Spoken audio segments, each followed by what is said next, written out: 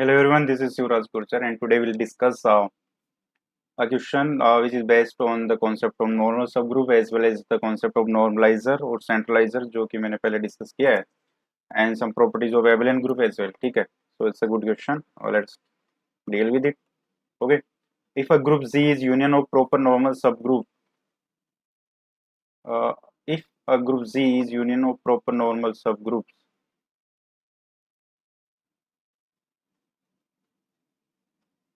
such that any two of them have only identity element in common, then show that center of Z is equals to Z. Here ZZ is the center of group C, of course, right? So let us solve it. Okay, so हमें ये given है कि ये जो group Z है, this can be represented as union of n number of normal subgroups. ठीक है, कितने भी हो सकते हैं? Let us take n normal subgroup where n1, n2, ni, these are proper normal subgroup. ठीक है, proper normal subgroup of Z. ठीक है, अब हमें प्रूव करना है कि सेंटर ऑफ जी और जी इक्वल हो जाए. अच्छा, सेंटर ऑफ जी और जी इक्वल कब होंगे? ठीक है, सेंटर ऑफ जी का क्या मतलब होता है? Centre of G is defined as all those element of this group G such that they commute with every other element of the group G. ठीक है, तो ये हो गया सेंटर ऑफ जी. अब सेंटर ऑफ जी जी हो जाए अगर, तो उसका मतलब क्या होगा? If if G is abelian, मान लो अगर जी को एबिलियन एज्यूम किया जाए फॉर टाइम बिंग, तो सेंटर ऑफ जी क्या होगा? ठीक है, एबिलियन आई मीन्स हर कोई एलिमेंट जो होगा जी का वो विद ईच अदर कम्यूट करेगा. इसका मतलब इसमें सारे के सारे जी के एलिमेंट आ जाएंगे. सो बेसिकली यही हो जाएगा ये, विच इज इक्वल्स टू जी. ठीक है, तो हमें इनडायरेक्टली ये प्रूव करना है कि जो जी है वो एबिलियन होगा अगर G can be represented as union of normal sub proper normal sub groups. ठीक है, तो देखो इसमें देखो केस केस वन ले लेते हैं जिसमें मान लो x belongs to ith normal group and y belongs to jth normal group. ठीक है, और केस टू ले लेते हैं जिसमें कि मान लो x एंड y दोनों सेम नॉर्मल ग्रुप में हैं, लेट अस से n के. ठीक है, अगर ये दोनों इन दो के अलावा तो कोई तीसरा केस हो नहीं सकता. ठीक है, अगर इन दोनों केस में we are able to prove that x y equals to yx, then we are done. Then we'll say कि G is an abelian group and as a consequence of that center of G is G itself. ठीक है, तो अब देखो case one को ले लेते हैं. केस वन तो इनफैक्ट मैंने जो इससे पहले वाला जस्ट जो प्रीवियस लेक्चर मैंने कराया उसमें इस टाइप का एक क्वेश्चन लिया था, वही कॉन्सेप्ट इसमें भी यूज होगा. देखो देखो x belongs to ni and y belongs to nj. This we have assumed that implies that x and y belongs to z as well. ये इसलिए because N I is normal sub group of G and N J is also normal sub group of G. So जो N आई और N जे का है वो जी का तो हो गई बिकॉज ये सब तो उसके सबसेट है. नाउ अगर इफ वी कंसीडरिंग अगर ये एलिमेंट ले लिया जाए X Y X inverse Y inverse. ठीक है, और ये एलिमेंट ही क्यों लिया? ये प्रीवियस लेक्चर में मैंने बताया था कि ये एलिमेंट हम जब लेंगे जब भी हमें ऐसा गिवन हो कि कोई भी सब ग्रुप या नॉर्मल सब ग्रुप के बीच सिर्फ आइडेंटिटी एलिमेंट कॉमन है और हमें ये प्रूव करने को बोल रहा है या कुछ ऐसी चीज जिससे कम्यूटेटिव प्रॉपर्टी की हमें जरूरत है, तो हम इस मेथड पे रिसोर्ट करेंगे हमेशा. ठीक है, ये जनरली हेल्प करता है. ठीक है, तो अब देखो ये हमने कंसिडर किया. अगर if we are able to prove कि ये जो एलिमेंट है वो एन आई में भी होगा और एन जे में भी होगा, तब तो हमारा काम हो जाएगा क्योंकि दोनों में मीन्स उनके इंटरसेक्शन में है, पर इंटरसेक्शन में तो सिर्फ आइडेंटिटी एलिमेंट है. तो इसको इक्वल टू ई करेंगे. ये क्या है? अगर इक्वल ई करेंगे तो ये X Y equal to Y X हो जाएगा. ठीक, सो देखो ये इनफैक्ट दोनों में है. कैसे? देखो ये अगर फर्स्ट पार्ट को लिया जाए, ठीक है, तो for each X belongs to G and Y belongs to Y किसमें? N J.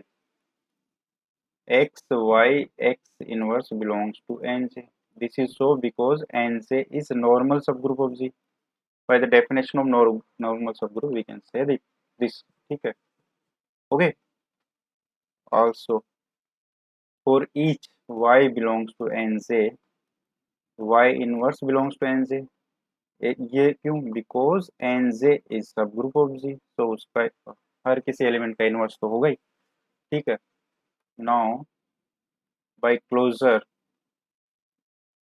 Closure in nj ठीक है, X Y X inverse dot Y will be in N J, because ये एलिमेंट भी एनजे में है और ये एलिमेंट भी एनजे में है, तो उनका डॉट भी एनजे में होगा by the closure, because NJ itself is a group with respect to operation of G. ठीक है, तो इसको लेट अस कॉल वन। ठीक है, similarly we can say similarly X Y X inverse Y inverse, अगर इसमें ये वाला पार्ट लिया जाए, देखो for each X belongs to N I, X inverse also belongs to N I, and for Y belongs to जी,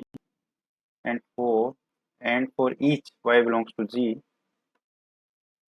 यहाँ से what we can say that x y inverse belongs to ni, ऐसा बोल सकते हैं। ऐसा क्यों? Because ni is normal subgroup of g। ठीक है, so for every element xi of ni and for every element y of g, this y x inverse y inverse will be in ni because ni is normal subgroup, so this is the definition of normal subgroup। ठीक है, let us call this true। so from अच्छा no note for it too. ठीक है, अब देखो ये यहाँ तक का पार्ट हमारा हो गया। अभी ये जो x है, x is of course in N I. ठीक है, so by closure in N I, closure in N I, x y y inverse will belongs to ni, let us call this to। अब देखो from 1 and 2 what we can say, by equation 1 and 2, x y inverse belongs to ni intersection nj। ठीक है, but ni intersection nj is nothing but e only, so x y inverse is equals to e। ठीक है, अब तो हो गया हमारा काम।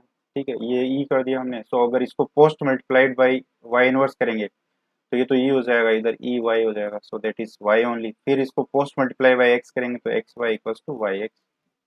सो this is true for each x I for each x belongs to n I and y belongs to n j। I hope समझ में आता है। This is the first case. इस केस में तो वी हैव प्रूव्ड कि X Y और Y X commute करेंगे, एक्स एंड वाई कम्यूट करेंगे, एबेलियन प्रॉपर्टी हो गई ग्रुप की। बट इसमें ये तो एक ही केस कवर होगा। अभी जो केस टू है वो भी प्रूव करना है कि जब एक्स और वाई दोनों सेम नॉर्मल सब ग्रुप मान लो एन के पार्ट है, इस केस में क्या होगा देखो। अब देखो इस केस में अगर नॉर्मलाइजर की बात की जाए, नॉर्मलाइजर का कॉन्सेप्ट यहाँ यूज करेंगे हम लोग, नॉर्मलाइजर ऑफ एन के, या सेंट्रलाइजर भी बोलते हैं इसको। ठीक है, सेंट्रलाइजर, ये मैंने वैसे डिस्कस किया था कि किसी एलिमेंट का सेंट्रलाइजर क्या होता है, वैसे ही सेट का भी होता है। ठीक है, तो ये इसकी डेफिनेशन क्या होती है नॉर्मलाइजर या सेंट्रलाइजर की, कि all those element of group C which commute with every other element of the given set for each X belongs to N K. ठीक है, ये सारे एलिमेंट इसमें आएंगे। This is the definition of normalizer. ठीक, देखो कंफ्यूज नहीं होना, let us denote this by C. ठीक है, ये नोट लिख सकते हो। देखो ये मैंने डिस्कस किया था उससे कि नॉर्मलाइजर कोई भी एलिमेंट मान लो ए है, तो इसके नॉर्मलाइजर वो सारे एलिमेंट होंगे ग्रुप के जो इस कम्यूट कर रहे होंगे, ए से जो कम्यूट कर रहे होंगे, फॉर एवरी, या this is all these element of X which commute with A, they are the normalizer of A. और किसी सेट मान लो ए कोई सेट है, उसके नॉर्मलाइजर की बात करें तो सेट के नॉर्मलाइजर वो सारे एलिमेंट होंगे जो कि कम्यूट कर रहे होंगे उन सारे एलिमेंट्स हैं जो कि एक ए के अंदर। ठीक है, यही डिफरेंस है। यहाँ पे सिर्फ एक एलिमेंट ए था, ठीक है, यहाँ पे पूरा सेट है, तो सारे एलिमेंट से इसको कम्यूट करेंगे, वो सारे जो भी एलिमेंट आएंगे वो इसमें आएंगे। These are the definition of normaliser. तो अब देखो यहाँ पे, अब इसमें जो केस वन है उसका यूज होना है वापस। कैसे देखो, नॉर्मलाइजर ऑफ एन के हमें देखना है, तो इसमें वो सारे एलिमेंट आएंगे जी के जो कि कम्यूट कर रहे होंगे हर किसी एलिमेंट ऑफ एन के से। ठीक है, ओके। पर देखो ये तो अपने प्रूव किया कि मान लो ये एन वन है, एन टू है, एन एन है, तो अगर ये एलिमेंट है तो इसके और किसी से भी एलिमेंट लेंगे तो उनसे कम्यूट करेगा, बिकॉज हमने X Y equals to Y X दिया for any random belongs to N I and Y belongs to N J, means जब भी डिस्टिंक्ट ग्रुप से एलिमेंट, सब ग्रुप से एलिमेंट होंगे तो they will commute with each other. इसका मतलब किसी इससे भी इसके एलिमेंट कम्यूट करेंगे, इससे भी करेंगे, सबसे करेंगे इनफेक्ट। तो इसके जो ये जो सेट आएगा ये क्या आएगा, N1 union N2 so on union Nn, except इसमें क्या नहीं आ सकता, except at most elements of N K. ठीक है, एन के कुछ एलिमेंट हो सकते हैं but we are not sure, but that is sure कि एन के अलावा जितने भी नॉर्मल सब ग्रुप है उन सबके एलिमेंट तो इसमें आएंगे। ठीक है, तो अगर अब जी की बात करें, G is union of all this N1 N2 and so on N K N इन सबका यूनियन है। और देखो एन के को हटा के इन सबको तो सी, लेट अस कॉल दिस सी से डिनोट करते हैं इसको, सेंट्रलाइजर सी यूनियन एन के, ऐसे लिख सकते हैं इसको, बिकॉज सी जो है एन के अलावा सबके एलिमेंट को अपने में इनकॉर्पोरेट कर रहा है। ठीक है, so we can write like this. ठीक है, देखो यहाँ पे ये कंफ्यूज नहीं होना है, सी जो है उसमें एन के भी एलिमेंट हो सकते हैं बट जरूरी नहीं है हो, but that is sure that other than the element of nk, every other element of all other normal subgroup will be in C। अब देखो but we know that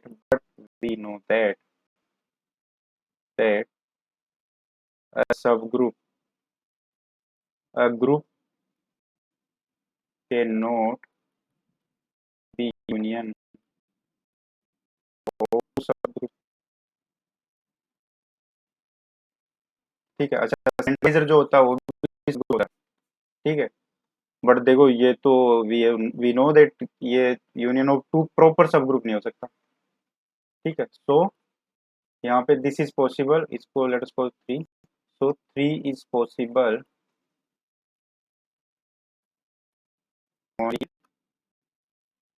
ji is equal to C, तभी ये possible है। ठीक है, but जब जी सी हो गया, सी मीन सेंट्रलाइजर हो गया, तो बाय द डेफिनेशन ऑफ सेंट्रलाइजर में तो वही एलिमेंट आएंगे जो हर किसी एलिमेंट ऑफ जी से कम्यूट कर रहे होंगे, पर सारे के सारे एलिमेंट जी हो गए इसमें, इसका मतलब सारे एक दूसरे से कम्यूट कर रहे हैं। ठीक, हेंस